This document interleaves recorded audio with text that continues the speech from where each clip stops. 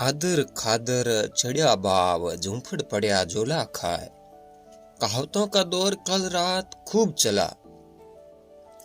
आज दोपहर 2 बजे तक उसी सूरत का आभास हो गया।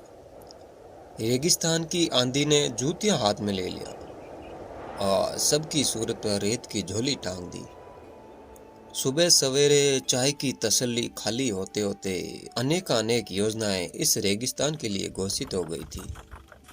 लेकिन दोपहर तक अब बड़े साहब गाड़ी से नीचे उतरने को तैयार ही नहीं हो रहे थे। रेत के ऊंचे धोरे थे, वहीं एक स्कूल है, 2 साल से भाव ही खा रही है। कहीं पुराने चंपलियों के अवशेष बचे हुए हैं तो कहीं पुराने चौके दब गई थी। वो आज आंधी में जाकर उजागर हो गई। मेरा स्कूल से कोई मतलब नहीं है, बस कबूतरों के घोंसलों से बिखरी ईंटें और फटे हुए अंडों से कहीं कहीं बरामदा अलग अलग राज्यों के नक्शों में तब्दील हो गया था। 5 किलोमीटर पैदल चलने के बाद ये स्कूल मुझे एक जूनी जाल से मुलाकात करवाती है। रेगिस्तान के बड़े बड़े धाकड़ भूतों को इसी जाल में लंबे लंबे कोकों से खिला गया है। आंधी का एक गुबार आता है और चला जाता है, फिर बतूली का नाच आता है।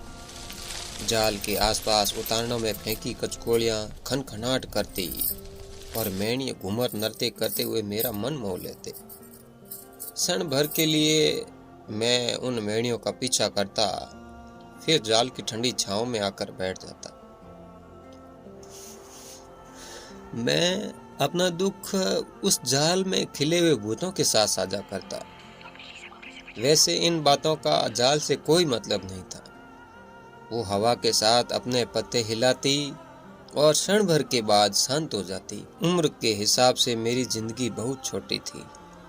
2 साल पहले इसी स्कूल में चहल पहल हुआ करती थी। आज यहाँ सिर्फ उड़ते हुए मेंढियों ने मेरी उम्र को पीछे कर दिया था। मैं जाल के गुंड में टेटर टिकाकर स्कूल की हाजिरी रजिस्टर में मास्टर जी की आवाज का इंतजार करता हूँ। आज 1 जुलाई है, स्कूल खुलने का दिन, जिसका इंतजार हम हर साल करते हैं। छुट्टी के बाद, स्कूल से छूटने के बाद हम दौरों में कहीं गायब हो जाते थे।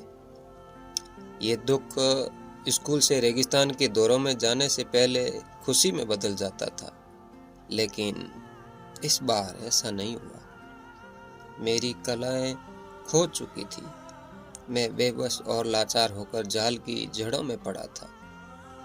चारों ओर बियाबान रेगिस्तान किसी की आवाज सुनने के लिए चीख रहा था। मैं अपना रास्ता भूल चुका था।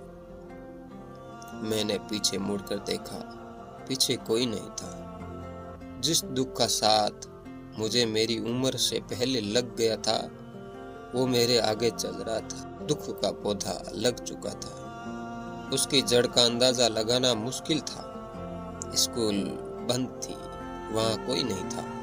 मुझे प्यास लगी है। मैं किसी को इस तपती रेत में पुकारूं तो कौन सुनेगा? सारा रेगिस्तान सो चुका था। मेरा यही नाता था रेगिस्तान से। इस बायरे की साए साए में मैं अकेले ही पैदल तालर की ढाणी की ओर चल गया।